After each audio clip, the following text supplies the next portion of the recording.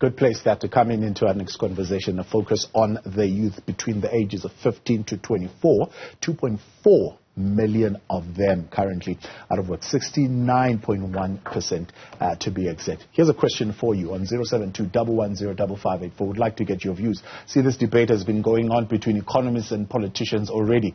What is your view at home? Is this a skills mismatch question, or is this an economy that is just not creating jobs? Is this reason that is being given that it's a skills mismatch a mere fallacy for you, or do you think there's substance to it? Or, once again, you think there is something that needs to be done in the economy to create jobs? Let's get reaction to those numbers now. I'm joined in studio by the Executive Chair of the South African Youth Economic Council, Bonga Makhanya. Bonga, good to have you. Thank you very much for coming on. Evening, Tabo. Evening to all the listeners and viewers of Newzroom Afrika. I'm happy to be here tonight. Lobby and advocate group, you have some stakeholders that you're engaging with. How's the organization going? Firstly, the last time you had about 10,000 subscribers. It's a 2-year-old organization. So where are you sitting now? Well, I think the South African Youth Economic Council has grown quite steadily over the 2 years for a youth organization in a country where typically youth organizations don't tend to do well. We received a lot of organic support, I think more to do with the lived conditions faced by young people in South Africa, where, of course, they are unemployed, lack of opportunities. So when an organization like SAUEC comes around, we get quite a lot of support from ordinary young South Africans. So I think we've grown quite well. We've managed to get the attention of some critical and strategic stakeholders, both in government and in the private sector. And I think as a council and as a collective, we're quite happy with the progress that we've made within a 2-year lifespan, which I think if you measure against, you start to compare us with organizations that have been around for the past 30 to 50 years, the likes of your BMFs, your BBCs, which are very, very old organizations. But you would think SAUEC has been around for that long, but it's just a 2-year-old organization. Right. Let's look at the data now. I mean, some concerns, of course, being raised here. There is a labor force of young people, 2.4 million of them. They want to work, right? They've taken steps to find work. Why can't they find work?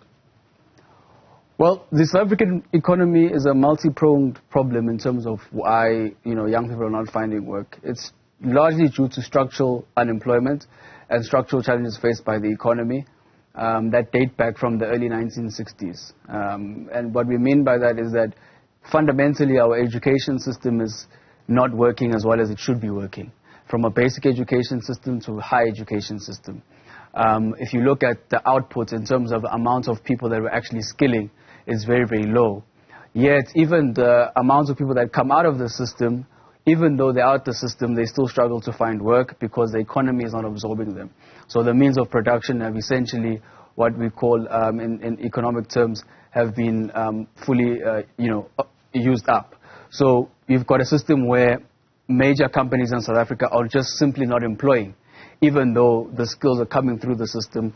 But your big oligopolies in South Africa, whether it's telecommunications, financial services, mining, and all these different sectors have fully used up their in terms of capacity of taking on more labor. Fundamentally because we've got oligopolies and a few big companies running all these different sectors. We don't have a big informal sector. We don't have a very big small and medium enterprise-led economy. Our economy, if you think of whether it's retail, you'll think of 4 companies. Whether you think it's banking, you'll think of 4 companies. So that is fundamentally the problem, that these companies don't have the capacity now to take on the little skills that we've actually produced as a country, because, of course, still more needs to be done. So largely the blame in terms of unemployment, in our view, is on the private sector. The private sector needs to come on board to absorb these skills, because if you look at the JSE, they record profits year in, year out, declare massive dividends to their shareholders, meaning that the funds are there.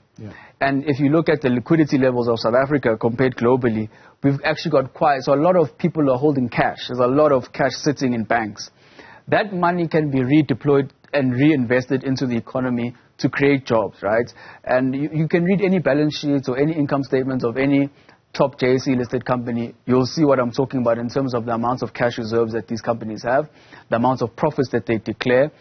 So it means that the money is there, but it's simply being prioritized to shareholders and issuing dividends as opposed to reinvesting into the economy to create more jobs by the very small oligopolies which I've outlined. So one, you're saying this argument because economists on the left are saying that between 2003 2008, 4.5% growth is what we saw in the economy, and that created close to 1.4 million jobs for young people. We have not seen that growth since then, and hence we are not seeing the jobs for young people. So the jobs are just not there, right? And you've got then the other side, where they are saying, well, there could be jobs. The problem is employability, right? The skills mismatch. Where do you sit on that?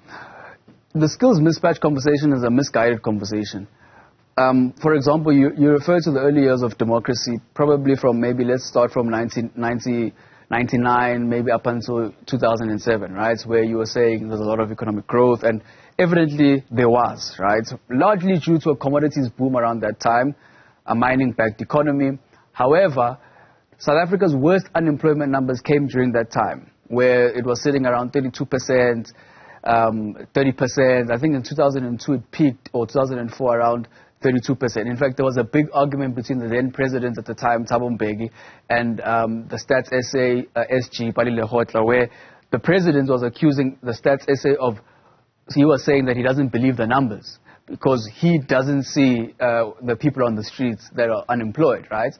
So even though there was economic growth during that time, it was not reflective in employment numbers. So the time where you were saying the economy was doing well, Stats SA was saying the economy was doing well, it was growing.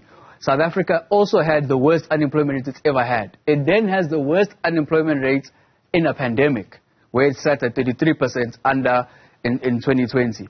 So evidently the problem is not necessarily with employability, because even at times where the economy is growing in neoclassical terms, where each and year-on-year GDP is rising, right? And companies are recording profits and whatever.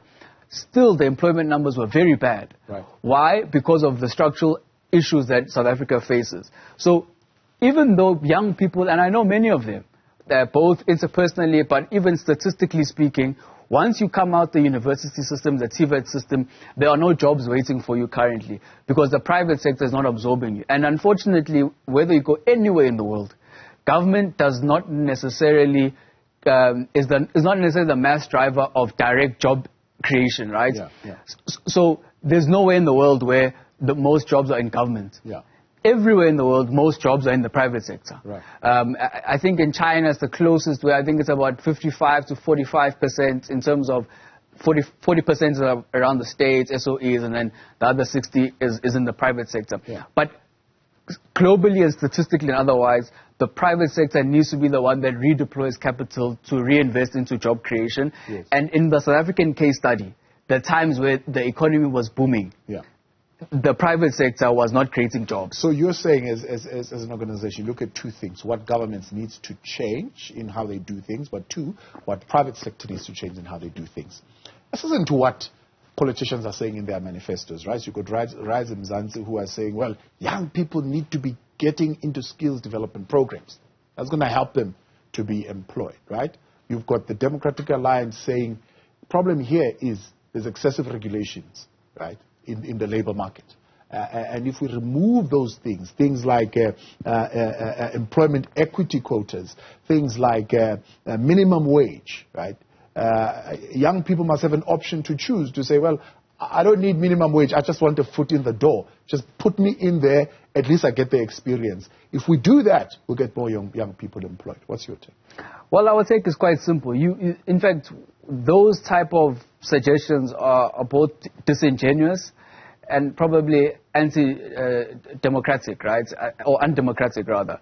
Why? Because Stats SA has told us what the baseline is in terms of how much you need every month to survive, you and I, regardless of where we live or whatever. I think that number is around 3.5 or 4.5, where you can actually afford basic goods and services, right? Excluding living expenses.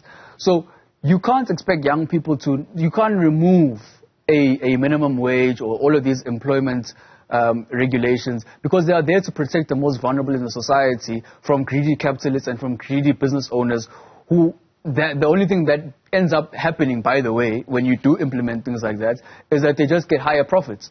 Higher profits for them to take overseas in what we're seeing as a capital flight crisis facing our country, where people have businesses here, they make their money, exploit their workers, take the money overseas and enjoy nice holidays and invest in property and other things overseas and enjoy the money there. Yeah. So there's no relationship between removing employment regulations and higher levels of employment, because number one, it destroys or undermines the principles of protecting the most vulnerable, because now you have people who can't afford, you'll have a job, but your job can't buy you anything. At least you've got a foot in the door. Young people are not interested in this thing of being given 350, right? At least they want to be able to earn their own keep.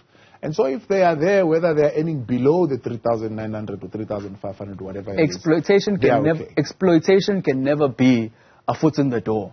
Because you'll have a time where your workers can't even come to work, and you will not even be able to come and fulfill your contractual obligations because you don't have the money, because your employer is not paying you enough to go and fulfill those contractual obligations. So that's why a minimum wage is important, and that's why government ought to subsidize certain industries where we can see that there's potential, there's companies that have potential, and then you start to give them money to be able to pay workers and grow. That's what all of these Asian tigers did, by the way, and all these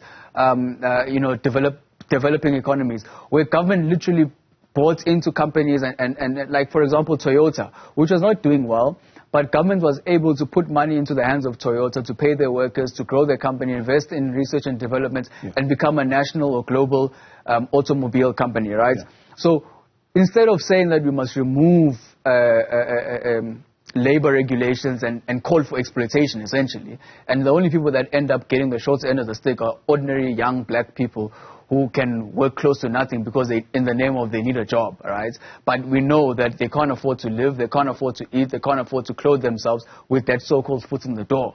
You get government to subsidize, make sure that they have basic needs and services in terms of housing. That's where your housing subsidies come in. That's where all these, of course, you now need an effective transport system where you pay close to nothing for moving around in the city. And your salary goes towards your living expenses, your food and your clothing and basic things to live, right? But that must be above your 4.5, 5.5 in terms of the basics. Yeah. If it were up to me, I would say anyone working in South Africa must earn anything above 8.5, right? Yes. That's just a decent lifestyle. Right. I don't think any of the political parties that you refer to themselves would ever work for that amount of money, or their own children. If you were to tell John Steenhuisen to go and ask his daughter to go work for less than minimum wage, yet his political party is advancing a policy that says that we must remove minimum wage, for example, he would not want his daughter to earn 2.5. Action SA would not want, Herman Mashaba's sons and daughters would not want to earn less than 3.5, but they want other people's kids to earn that amount of money. So it's disingenuous, and it's undemocratic, and it's just simply exploitation. Yeah. Government must play a leading role in protecting the most vulnerable in society, make the funds available, and invest in companies that you can see are doing well, as done all over the world. And that's how economies grow and develop. I'm going to come to that in a moment. I want you to talk a little bit about that. But let's talk about what else they're suggesting that government should do. Keep the 350, but make it a job seekers grant where you actively show that you're looking for work, or otherwise you don't receive that grant. No, look, so if we're talking about a basic income grant, right? Basic income grant also caters for people who don't have the capacity to work, right? Let's say, for example, I don't have the skills to find a job because, either I failed matric or whatever the case may be, right? Government and the society should still be able to take care of people who can't take care of themselves. Of course, it's a very, very small population of people that cannot necessarily find work, right? There should be grants and mechanisms available by government to make sure that those people are also taken care of, right? They do not have the capacity to look after themselves. They do not have the capacity to apply themselves at work, but they can't just be left to nothing, right? They deserve to live a dignified life as enshrined in our Constitution. So that, of course, if you say they must prove that job seekers, eliminates those group of people. Of course, in the main, we're not giving you a grant so that you can sit at home and not be productive. The grants also kind of stimulates the local economies in terms of, when you get your grants, you don't spend it on yourself. You don't get 350 and buy from yourself. You go and you buy from your local shops in your area, your SMMEs or whatever. So from a macroeconomic perspective, those grants play a massive role in terms of the local spend. By the way, big retailers like ShopRite take into account grants that they get from governments in their forecasting and their revenue spend.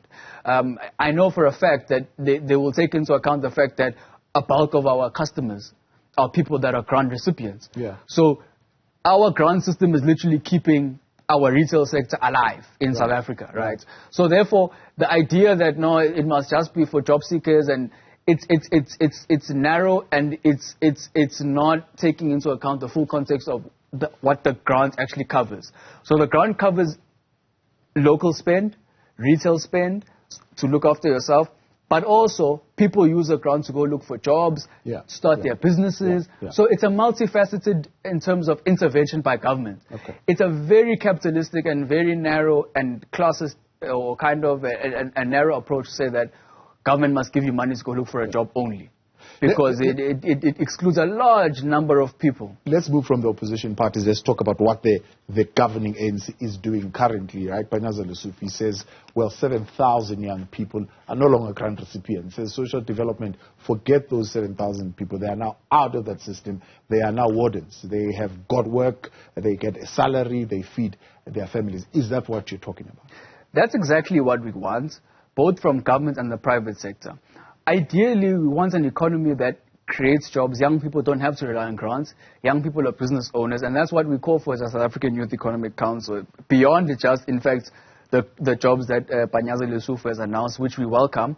But the role we see young people playing in the economy is where they own the means of production, where they are shareholders in big companies, where they are shareholders in companies that are participating in strategic sectors of the economy, where they become future industrialists, right? Not just young people who are reduced to grants and small, medium enterprises, right? So when we see the role of young people in the economy, we ought to change how we see young people. There are many qualified engineers, lawyers, and young professionals from different facets of life, right, that need the type of support that government has available, but needs to be more deliberate in ring-fencing it specifically for young people to make sure that tomorrow we have the next Mark Zuckerberg coming from South Africa, right? In the US, many of the new, business owners and ICT companies, they're young people. Bill Gates, Mark Zuckerberg, all of these innovative people that we all praise today were all young when they created these companies. They were not 50-year-old men sitting they were young entrepreneurs who wanted to make something of themselves, and they had an enabling environment where they could do that, right? So South Africa needs to position itself in that way in terms of young people, where we encourage entrepreneurship, but not petty entrepreneurship, not entrepreneurship of spaza shops and dancing on but entrepreneurship of real, meaningful participation in the economy, in telecommunications, in mining, in energy. We've got a renewable... not being club DJs. We're opening the arts. Even the arts sector. Yeah. I don't understand why in the arts sector, all of these amapiano artists, all of these don't own the things that they use. For example, many of them, they rely on gig money. Getting paid to perform at a club or whatever. None of them have their own festivals. None of them have their own equipment. Government should be making sure that all amapiano artists or all of these rising artists in the music and the film space, right, even in the film space, that they have equipment, they've got big studios, they have resources available for them to be self-sustainable and beyond just the raw talent that they have, right? They have become a business enterprise from the arts sector, benefiting from the value chain. Yeah. The current value chain in the arts sector, it's white-dominated value chain, right? So government needs to play a role to make sure that the young people who are at the center of our arts, the talent that we see on our screens, it's young people. Yeah. But they don't own the means of production and they don't own the resources that they use to create their art. They're going to say, well, look, there you go again with this race-based perspective on how you look at things, right? It shouldn't be race-based. It should be based on poverty. others are saying, that these race-based regulations are part of the problem. So young people should be supported as entrepreneurs, not based on the fact that they are black. No. So unfortunately, South Africa has a racial history. But besides the racial history, even if you leave it aside and you go now to the current statistics, science needs to guide how we see the world and how we make decisions and then how we make policies, right? So you can't ignore things like gender.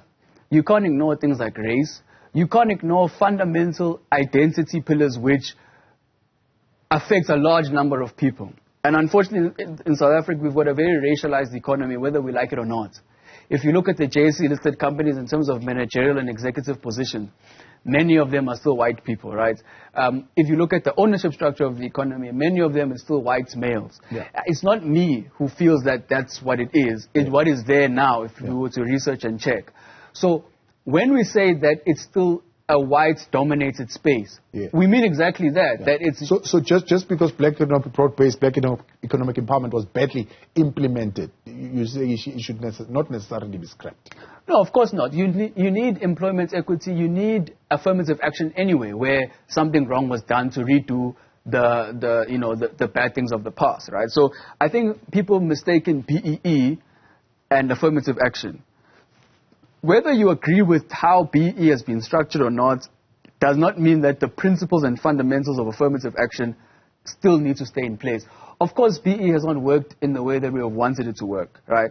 But if you look at it from an employability perspective and an employment equity perspective, where now government is literally telling employers that you need black women in executive and managerial posts, you need black women at each level of jobs, right? And it's the law. You can't not do it. Those things are very important because we know that hiring managers were not going to hire people that look like me and you if they had that opportunity, right? Because of just racial biases and biases that they have naturally, right? Whether they know it or they don't know it. People, for some reason, psychologists tell us all the time that they gravitate to people that look like them. And behave like them, right? And that's why men will more or less kind of hire each other, give each other opportunities and not. So you need the law to tell people, whether it's men or it's white people or whoever is a privileged group at that time, that there is a group of people who need access, need opportunities, who are not getting them, and we're forcing your hand to make sure that they get them. Okay. Right? So I'm out of time, but I wanted you to get your views on this because I know you're engaging the mineral resources sector in particular, right? You know, these numbers that we're looking at, although they are showing mining to have edged up a little bit in terms of employment, the numbers that are going to come next are going to show that mining is not doing well. And part of the reason is because of what you came here and spoke about previously, the mess that is happening at Transnet. The mining sector saying there is going to be even more than what you're hearing now. You're hearing 4,000 here, 4,000 there. It's going to get even worse. What do you think needs to happen? Well, I think for one, some of the mining houses must not scapegoat some of their issues to Transnet and Eskom alone, right? In as much as fundamentally I agree that those are structural challenges which need to be fixed at probably slow down productivity, slow down how they can obviously meet some of the demands of their contracts with their clients. I know Anglo Platinum, for example, or Anglo Kumba Iron Ore was complaining about the fact that they're sitting on a huge stockpile of iron ore that needs to get to the ports, but there's just no trains to get it there, right? However, you have mining companies that are just not effective in their own mining operations who, for example, their own incompetencies in terms of producing the amounts of volumes that they want to see and are now using things like load shedding and Transnet to say that it's affecting us how much we mine. I don't think, the amounts of trains on rail affect how much you mine at the mine, right? So the problem is two-pronged. In as much as, yes, we need to fix our railway systems, which Transnet is working on, and I'm sure it'll get back on its feet. However, we do have a problem. Also, there's another challenge that the mining companies don't tell you, which is the commodity prices, right?